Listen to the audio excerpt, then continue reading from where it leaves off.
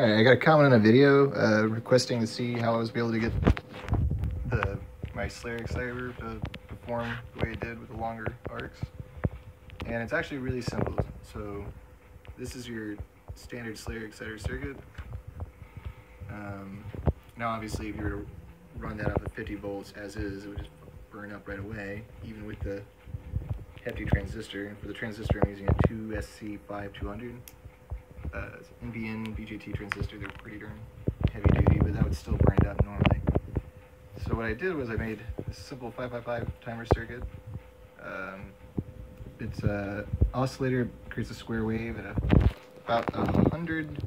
It's about 100 hertz, and I think it's like a duty cycle of, let's say, like 50 to 60%.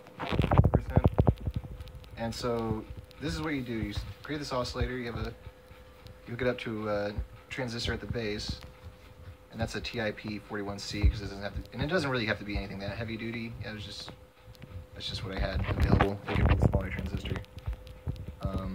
It just has to make sure it can handle enough, whatever the current that will be passing through this resistor.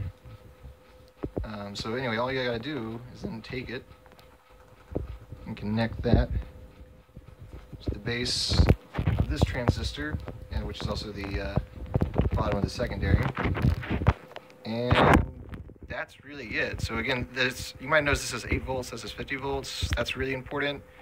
You have to have the dual supply, or if you're not as lazy as me, you can actually make a voltage regulator circuit in between that to get 8 volts. But I just used a wall brick and then another supply to make that one. Yeah, and I guess the only other thing to note is make sure this is powered before you power this on. Otherwise, this will just burn up before you get a chance. And make sure the grounds of both your power supplies are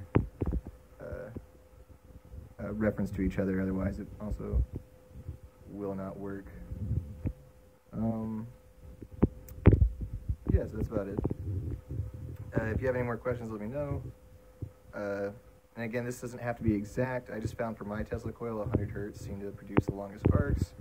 But actually, the frequency at which this is kind of modulating this circuit, actually seems to have a pretty big effect on the shape and length of the arc. So experiment around with it. But I found between 80 and 120 hertz seems to work best.